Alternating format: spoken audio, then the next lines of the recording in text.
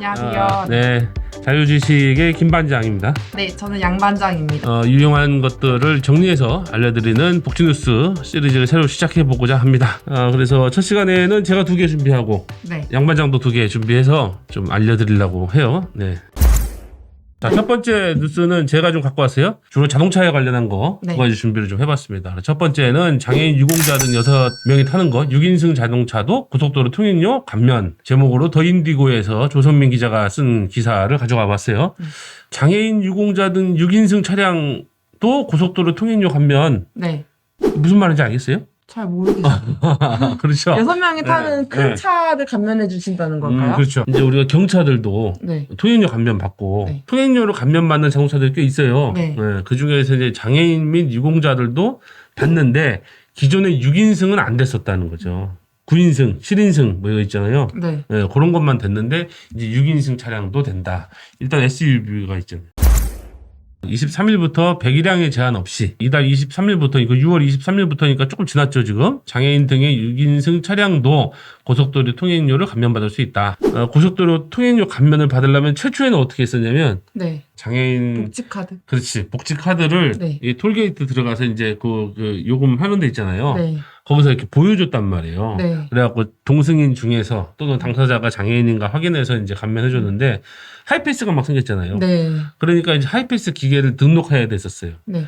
하이패스 기계를 등록하고 나니까 장애인이 아닌데도 그 차를 이제 부모님들이나 뭐 다른 사람들도 막 타고 이렇게 하니까 부정 문제가 또 생긴 거예요. 네. 그래서 또 뭐가 됐냐면 이제 지문, 그렇지, 지문이 했는데 지문도 문제가 돼. 왜 뭐가 문제가 될까요? 조작이 안 돼서. 조작이 잘 안 돼. 인증이 안 되고. 막 이렇게 차를 타고 운전하고 네. 있는데 지문 이렇게 누르다가 흔들리면은 네. 또 안 되고 하니까 그런 여러 가지 문제들이 좀 있었다. 두 번째는 또 이제 자동차에 관련한 건데 7월 5일날 더 인디고에서 이제 조선미 기자님 쓰신 글이네요. 그래서 이제 장애인은 운전을 배우고 싶어도 네. 지원센터와 인력이 부족 등으로 접근조차 어렵다. 그래서 장애인들이 어떻게 운전해라고 편견 갖는 부분들이 꽤 있어요. 근데 청각장애인 택시 같은 것들도 있거든요. 어떤 면은 조용한 택시를 타고 싶을 때도 있잖아요. 그럴 때는 오히려 더 도움이 될 수도 있다. 아니면 지체 장애인 중에서도 뭐 양쪽 팔을 이제 자유롭게 쓸 수가 없는데 어떻게 운전을 하지? 뭐 등등 해서 보면 이제 보조기구 같은 것들을 달고 할 수도 있다. 그러면 이제 보조기구를 달고 다리로 운전을 한다면 그렇게 설치되어 있는 기계를 가지고 운전면허를 딸 때 운전면허 시험 연습장? 네. 뭐 그거 가면 거기에 발로 된 핸들 같은 게 설치가 안 돼 있으면 연습할 수가 없잖아요. 그래서 이제 그런 것들을 해주는 곳들이 장애인 운전지원센터가 도내에 없어서 면허 취득이 불편하다. 이제 이런 기사인데 현재를 보면 어디 있냐면 지난 2013년 11월 부산 남부를 시작으로 해서 현재까지 전남, 용인, 강서, 대전, 대구, 인천, 전북 총 8개의 장애인 운전 지원센터가 운영이 되고 있대요. 상대적으로 여기 없는 데면 네. 이제 운전면허를 취득하기가 굉장히 어렵겠죠. 그래서 이런 것들이 더 늘어나야 된다. 그래서 장애인들의 수요를 맞추기에 역부족한 상황이다. 시험을 봐서 떨어지는 건 능력의 문제이긴 하지만 네. 그 자체를 접근할 수 없게 만드는 건 능력의 문제는 아니잖아요. 그렇죠. 평등권의 환경이 문제이기 때문에 양반장 준비한 거를 한번 김반장님은 봅시다. 다 차 관련돼서 가지고 와주셨는데 네. 저는 처음에 코로나 잠깐만. 관련된 네. 기사가 좀 눈길이 가서 네. 이것부터 소개를 해드리려고 해요. 네, 자, 윌페어 이렇게. 뉴스 기사이고 네. 기사 제목은 코로나19 이후 장애인 삶의 만족도가 저하됐다. 공감이 많이 되죠. 네. 6월 28일 정두리 기자님이 작성해 주셨습니다. 내용이 많아서 좀 큰 것만 말씀을 같이 드릴게요. 첫 번째로 보이는 게 건강 문제 발생하거나 악화됐지만 진료받은 비율은 낮다. 건강 문제로 진료받은 비율이 장애인이 비장애인보다 낮게 나타나고 의료 접근과 이용에 어려움을 겪는다고 하더라고요. 말 그대로 코로나 때문에 병원 진료 보는 게 조금 쉽지가 않아지신 거는 마찬가지잖아요. 그러니까 진료 받은 것 자체도 네. 낮은 거는 진료를 받으러 가지도 않았다. 그렇죠. 그죠? 네.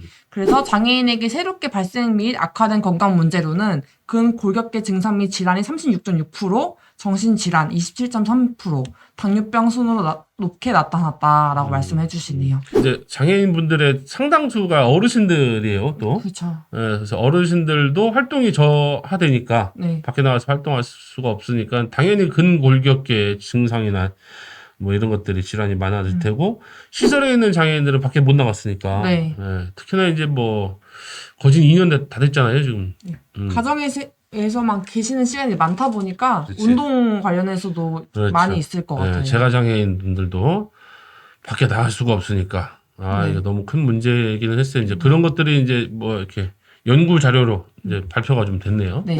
그렇기 때문에 매우 많이 걱정이 되고 외로움, 불안, 우울감을 많이 느끼신다고 하는 것 같아요. 코로나 때문에 네. 코로나 감염을 매우 걱정이 되고 그래서 돌봄 서비스를 받고 계신 분들이 중단을 하신 경험이 무려 18.2%라는 연구 결과가 있더라고요. 그래서 이 부분은 생각을 하지도 못했는데 아무래도 코로나19로 인해 좀 사람들 만나는 게 좀 불편해지고 기피하게 되었잖아요. 그래서 불안감이 44.1%, 사회적 거리두기가 어려워서 기피됐다는 순으로 높게 나타났다고 합니다. 그래서 그것으로 인해서 돌봄 서비스 중단하는 어려움으로는 가족의 돌봄 부담이 늘어나고 당연한 외출이 거죠, 어렵고 뭐. 네, 여러 가지 이런 사회적 어려움뿐만 아니라 기본적인 일상생활에서도 문제를 겪고 있었다라고 할 수가 있고 그래서 만족도가 많이 감소가 됐다. 라는 거고요. 네. 자료 보시면은 이렇게 연구된 삶의 만족도 변화 표를 보실 수 있어요. 만족도가 어쨌든 많이 떨어졌다는 거죠. 네네네. 비장애인들도 만족도는 엄청 떨어졌죠. 뭐. 네. 코로나로 인해서 장애인이든 비장애인이든 우울증이 굉장히 올라갔는데 네.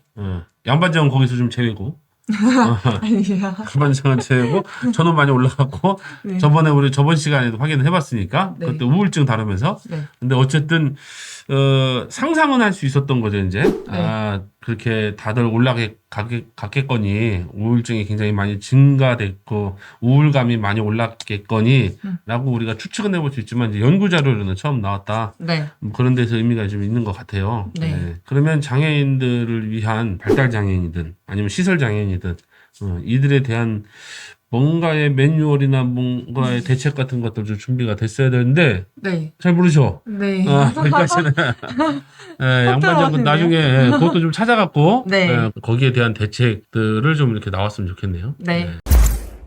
다음은 네. 똑같이 웰페어 뉴스 기사고요. 대형마트 휠체어 장애인용 쇼핑카트 비치를 의무화한다.